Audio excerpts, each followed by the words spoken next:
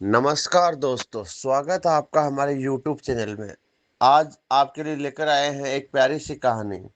आज की कहानी का शीर्षक है बुजुर्ग आवास। तो आइए कहानी शुरू करते हैं।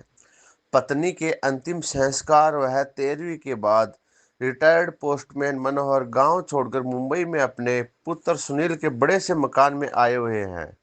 सुनील बहुत ही मनोहार के बाद यहाँ ला पाया है।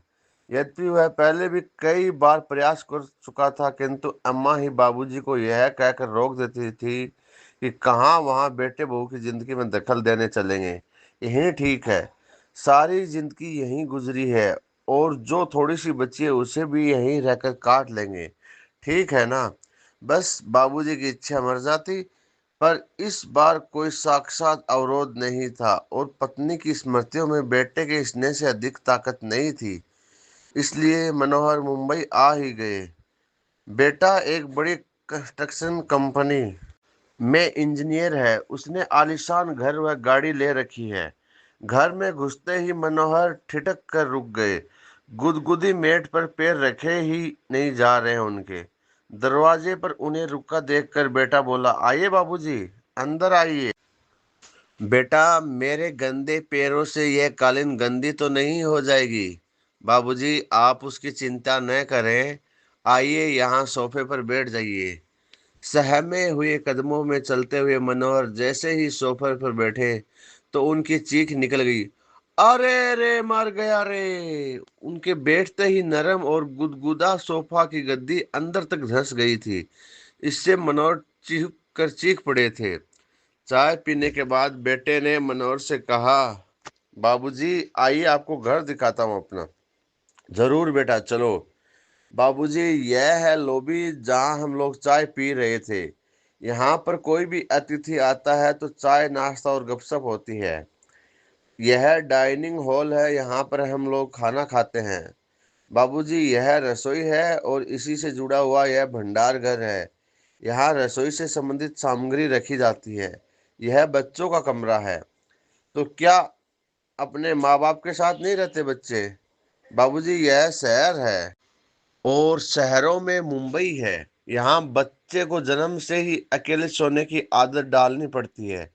माँ तो बस समय समय पर उसे दूध पिला देती है और उसके शेष कार्य आया आकर कर जाती है। थोड़ा ठहर कर बेटे ने आगे कहा, बाबूजी, यह आपकी बहू और मेरे सोने का कमरा है और इस कोने में यह गेस्ट रूम है। कोई अतिथि आ जाए तो यहीं ठहरता है। यह छोटा सा कमरा पालतू जानवरों के लिए है। कभी कोई कुत्ता आदि पाला गया तो उसके लिए व्यवस्था कर रखी है। सीढ़ियां चढ़कर ऊपर पहुंचे बेटे ने लंबी चौड़ी छत के कोने में बने एक टीन की छत वाले कमरे को खोलकर दिखाते हुए कहा, बाबूजी, यह है घर का कबाड़ खाना। घर की सब टूटी फूटी और बेकार वस्तुएं यहीं पर एकत्रित कर दी जाती है और दिवाली होली पर इसकी सफाई कर दी जाती है। ऊपर ही एक बाथरूम और टॉयलेट भी बना हुआ है। मनोहर ने देखा कि इसी कबाड़ खाने के अंदर एक फोल्डिंग चारपाई पर बिस्तर लगा हुआ है और उसी पर उनका झोला रखा हुआ है। मनोहर ने पलटकर बेटे की तरफ देखा, किंतु वह उन्हें वहां अकेला छोड़ सरपट नीचे जा चुका था। मनोहर उस चारपाई पर बैठकर सोचने लगा कि कैसा यह घर है जहां पाले जाने वाले जानवरों के लिए अलग कमरे का विधान कर लिया जाता है, किंतु बूढ़े माँ बाप के लिए नहीं। इनके लिए तो कबाड़ का कमरा ही उचित आवास मान लिया गया है। नहीं, अभी मैं कबाड़ नहीं हुआ हूँ। बेटे की माँ की सोच बिल्कुल सही थी। मुझे यहाँ नहीं आना चाहिए था। अगली सुबह जब बेटा मनोहर के लिए चाय लेकर ऊपर गया तो कक्ष को खाली पाया।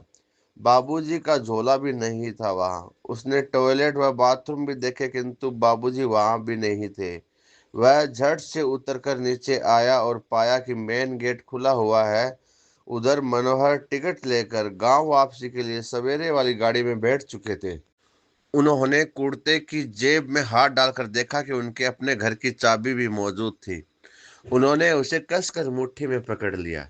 चलती हुई गाड़ी में उनके चेहरे को छू रही हवा उनके इस निर्णय को और मजबूत बना रही थी और घर पहुंचकर चैन की सांस ली।